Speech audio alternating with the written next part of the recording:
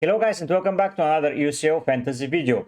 Matchday 7 is probably the one of the best times left to activate your wildcard if you still have it. If you have a good team for Matchday 7 and 8, I would suggest to keep it. But if you're in trouble and want to change some things, I think that this is the best way to use your wildcard, and this is the best team that you can build regarding fixtures and regarding things about Matchday 8. Matchday 8 you will be only playing 11 players, so have that in mind.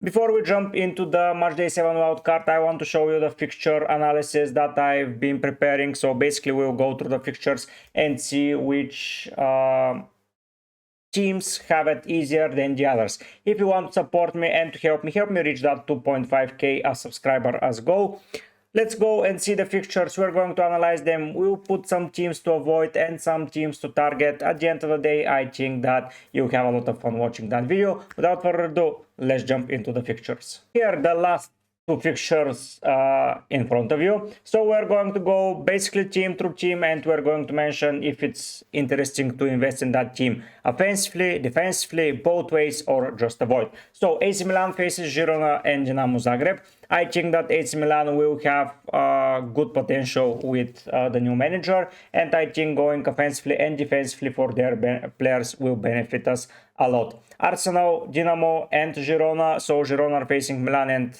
Arsenal. I would say Arsenal defensively for sure is a team to target. Offensively, I'm not so certain, because without Bukayo Saka, I don't think they're that exciting at the moment. Aston Villa, Monaco, and Celtic. Monaco is a pretty difficult fixture, but if you consider that they can keep a clean sheet and against both of the teams defensively, you can look at them. Atalanta, Sturm Graz, and Barcelona. I think that you can have some shenanigans here offensively and defensively, so let's see how it goes. Atletico Madrid, Leverkusen, and Salzburg, I would avoid for now. I would say that you can go offensively there and even defensively, but for the last game, I think that there are some obvious players to pick, so going for them right now, I don't think it's going to benefit you a lot.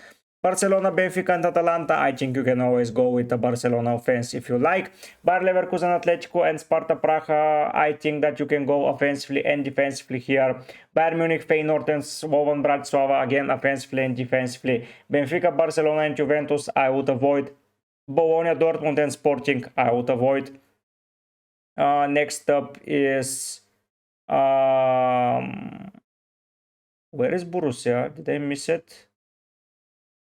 Oh no, it's in Dortmund, sorry. So we are to Brest, Shakhtar, and Real Madrid. You can go for offensive player, but after that Real Madrid, I would avoid. Celtic, Young Boys, Aston Villa, you can do some shenanigans here. I will explain it to you later, because in the draft I made it for sure. Then Club Brugge, I would avoid. Crvena Zvezda, I would avoid basically because they're not that good of a team. Even though they face PSV and Young Boys, you can do some differential players here if the budget allows it. Dinamo, Arsenal, and Milan, hard avoid. Then it's Dortmund, Bologna, and Shakhtar. You can go offensively for sure. You can go even defensively, but I prefer the offensive lines here. Feyenoord, Bayern Munich, and Lille, avoid. Girona, Milan, and Arsenal, avoid. Inter Milan, Sparta Praha, and Monaco, I think you can go defensively here, as Inter are probably the best defense in Europe. Juve, Club Brugge, and Benfica, you can go defensive transfers here. Leipzig, Sporting versus Sturm Graz. With the performance of Leipzig, I would say that I would avoid here as they have no chance. Lille and Liverpool, Feyenoord fixtures. A striker is okay, but only for the second game, so I would avoid. Lille and PSV for Liverpool, I can go offensively and defensively here. PSG and Bruges for Man City, I would avoid for now and probably get someone for Matchday 8. Monaco, Aston Villa versus Inter Milan, avoid. PSG, City, and Stuttgart, avoid. PSV, Crvena Zvezda, and Liverpool, I would avoid. Real Madrid, Salzburg, and Brest, I would get offensive players here. Salzburg, Real, and Atletico, hard avoid. Slovan Bratislava, Stuttgart, and Bayern, hard avoid. Shakhtar and Brest with Dortmund, high avoid. Sparta Praha facing Inter, Leverkusen, avoid. Sporting with Leipzig and Bologna, I think I will be interested in their players. Sturm Graz, Atalanta, and Leipzig, avoid. Stuttgart, Bratislava, and PSG, you can pick a player from here, especially for the first fixture. And at the end is Young Boys for Celtic and Crvena Zvezda. Young Boys are out, so I'll be avoiding that run of fixtures as they have zero chance to proceed in any of the tournaments. So we have a lot of teams to take offensively and defensively. I've already built a draft. I'll go player by player why I went with him and what are going to be my thoughts about it and how we're going to approach match day 7 and 8. So let's jump into the draft after discussing those fixtures. Here is how the team is looking behind for me. So this is my team. So the out players are mine. So don't mind them. We'll be starting in goal step by step. So the players that I would recommend on a wild card for the beginning for the goalkeeper are Jan Sommer and Karneski. Two players from Italian teams, Inter and Atalanta. Both teams are fighting for the Scudetto. Both teams are performing well defensively. And defensively, I would say that they are doing amazingly. Sommer and Karneski, two amazing goalkeepers in the UCL as a whole. So, starting with Jan Sommer, he faces Sparta Praga and then he has Monaco. So, I would say those two fixtures are perfect for you to invest in that goalkeeper. You can rely on him. You can invest in an Inter player. They are always finding a way to keep a clean sheet. So I think that he will do a job for you. Karneski is a goalkeeper that plays on the first day regarding match day 7. While Sommer plays on the second. Then on match day 8, they all play in the same time, and Karneski so now faces Sturm Graz, and then he will face Barcelona. So against Barcelona, you can bench him, and you can have a happy days, and you will be without a keeper issue to be having. So you'll be playing Sommer against Monaco at home, and then you'll be keeping Karneski on the bench. Yes, there are options like Raya, like a Sporting Lisbon keeper, but I would say that Italian keepers always tend to find a way to keep their clean sheets, and you know that those players are nailed and you want some taste of that defense if you're wildcarding right now. So I think those two make an amazing appearance into the lineup. Hopefully you agree. If not, please put down in the comment section which are the two keepers that you will be going on a wildcard if it was you.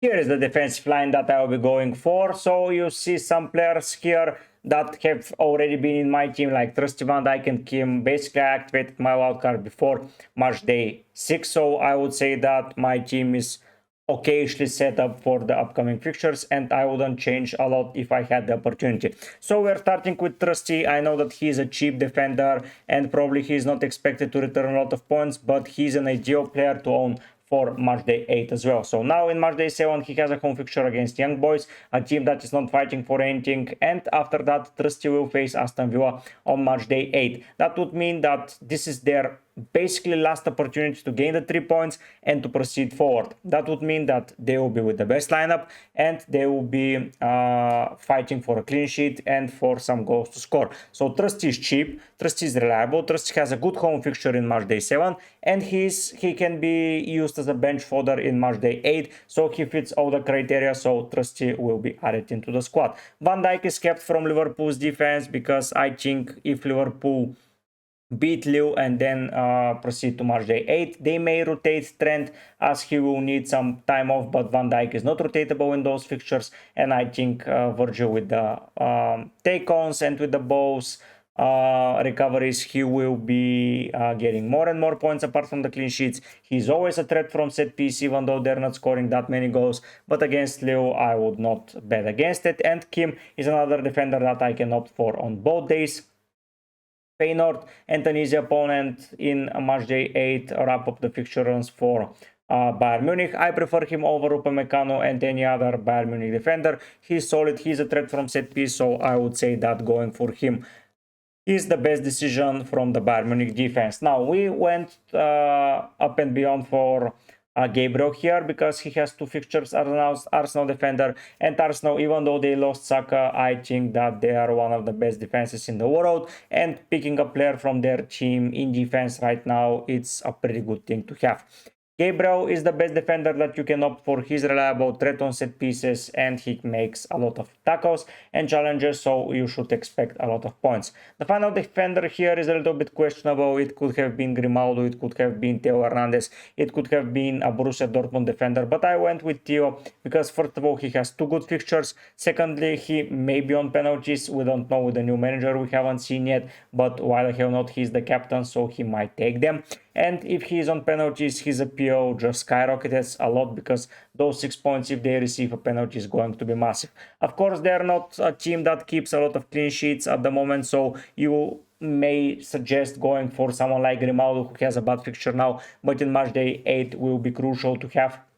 Of course, you can opt for that. You have the freedom of the budget, but I wanted to give a shout out to Theo Hernandez, because he's going under the radar, in my opinion, and he can do some serious damage if he is left to do so. So yeah, Van Dijk, Trust and Kim, keep it from my place. I think if you're on a wild card, Gabriel is a must to own, and Theo Hernandez position is questionable. You can go cheap, you can go for someone like Grimaldo, you can go for a Dortmund defender, you can do a lot of things, but for now I would suggest that this is the place to invest, and I wouldn't look further away than investing in Milan or Bayer Leverkusen. Here are the midfielders that I will be opting on for Matchday 7 if I'm on a wild card. I know that it looks a little bit strange. No Barcelona players, no Liverpool players, no Arsenal players, no Real Madrid players, so no Bayern Munich players. So basically, I'm avoiding most of the teams, but hear me out. So we're going to start with Kuhn. He is a little bit injured as of now, but there are around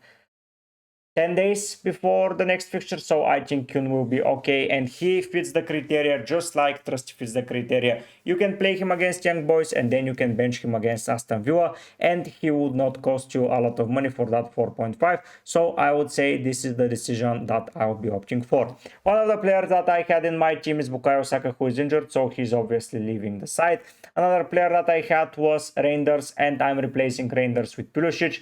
Now, with Saka being out of the team, I think I have more money in the bank, and that would mean that I can splash the cash to go for the best Milan player. Pulisic was out when I was on a wild card, and it was Reinders as the best option, but now he's back, and I think he's pivotal for the way they play, so I would be saying that Pulisic is a great addition to the team, and I would not look further away when looking at someone to buy for the next two fixtures. After that is Gittens. I mentioned already that going for a Dortmund player is an opportunity, and Gittens with Bologna and Shakhtar fits the bill perfectly. He's cheap, he's reliable, and he's always playing now with a lot of injuries that they are having.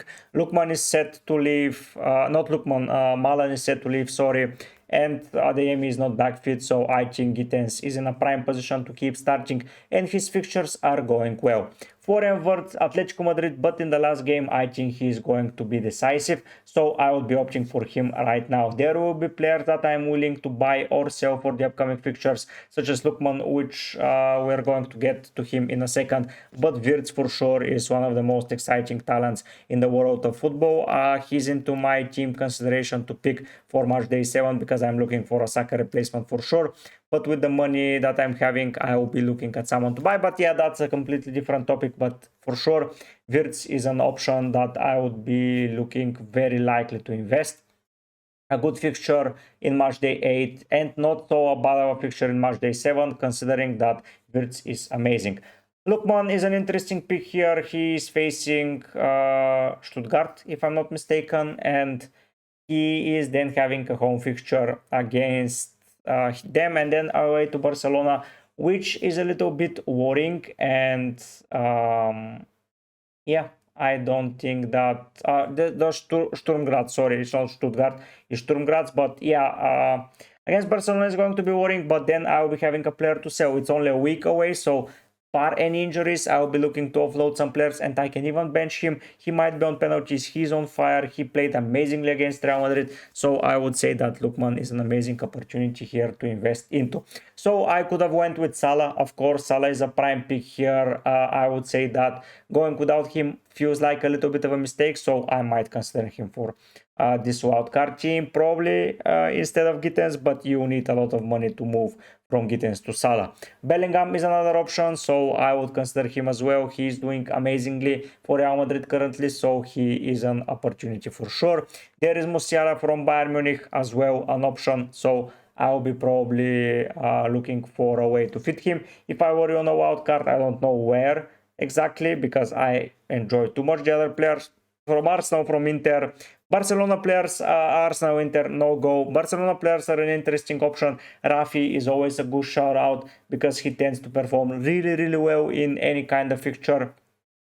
So yeah, Rafi is another option here to go for. I prefer him over Yamal. So in the midfield, you're so stuck and you have so many opportunities, like basically Kyung plays feels wasted, but you have to predict and prepare your team for 2 weeks. So it's not only 1 week where you offload your 15 players and then you'll be having benching dilemmas. I would try to take away as much as possible. So basically 3 places from Karneski, Trusty and Kyun are gone. And then I will need to find a 4th player that I should be benching. Probably a random midfielder such as Pulisic is an option, Gittens is an option. So you have a lot of possibilities to bench.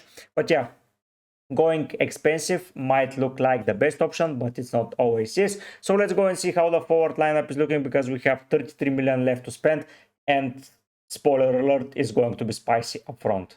And here are the strikers. 2 of them survive from my team. One of them is Vinicius Jr. Salzburg and Brest, not the easiest of fixtures, but this is Real Madrid and I think they are winning. And Vini tournament is UCLs and he's suspended in La Liga, so he will be missing several games. So I think that Vini will be ideal for the upcoming fixture against Salzburg. He will be fully rested and he will be back firing. So I would say that Vini Jr. covers up pretty well Real Madrid. So that leaves me without the desire to bring Bellingham into my team, because I don't want to double up for any team in attack, because so many teams are having good fixtures and I want a taste from all of them. Gyökeres survives another time around. I know that it's a little bit questionable to go for Gyökeres, but they just swapped the manager and he has been firing left, right and center since the new appointment. So yeah, I'm pretty delighted to keep Gyökeres and he is not going anywhere from my team. And the last guy here is going to be Harry Kane against Feyenoord. If you're not on Musiala, you should be on Harry Kane for sure. This guy has 2 easy fixtures. He's on penalties. He has been scoring goals. He would like to prove himself. So I would say that it's a good thing to own Harry Kane at the moment. I would not look further away than Harry Kane, even for my team. That would mean a double up with Musiala, but I'm willing to take that double up because why the hell not? Yes, I don't like the double ups that much, but when you're looking for a team like Bayern Munich and they're free firing as of now, I think that you'll be sorted with Harry Kane into your team. So that leaves me without a Liverpool attacker, without an Arsenal attacker, without a Barcelona player. So that's a little bit hurtful if you ask me, but if you can manage to find a slot for one Arsenal attacker is not a priority, but Barcelona attacker or Liverpool, Salah, basically attacker, or Gakpo, who has been free firing, you are free to do so. I think there are a lot of opportunities to go for and to invest into your team, but you're left with 4 million, so if you can spend it better. So this is my budget. Probably you have less money or more money, I don't know what your budget is, but yeah, basically you will be able to find better replacements. Of course, if you get Grimaldo, you're set for 2 weeks up ahead, because I would be looking to buy him in Matchday 8, so that would leave me selling Lookman and someone in defense, probably Trusty, to get Grimaldo, but that would leave me with a benching headache. So yeah, wildcarding now seems like a little bit of a waste because you have so many good players, but I think if you don't have the proper team for the last 2 fixtures in the group stage, I would say that this is the move for you. If you of course have the best team possible for Matchday 7 at least, and you can scrap up 11 good players from Matchday 8, keep the wild card, but I wanted to prepare a video for those of you that are feeling a little bit lost. Hopefully you enjoyed, hopefully you like it. If you do, don't forget to press the subscribe button. It's only 98 million for that team, so you'll be able to afford it. Some likes and some comments will be very much appreciated. But for now guys, I'll be heading out. Bye.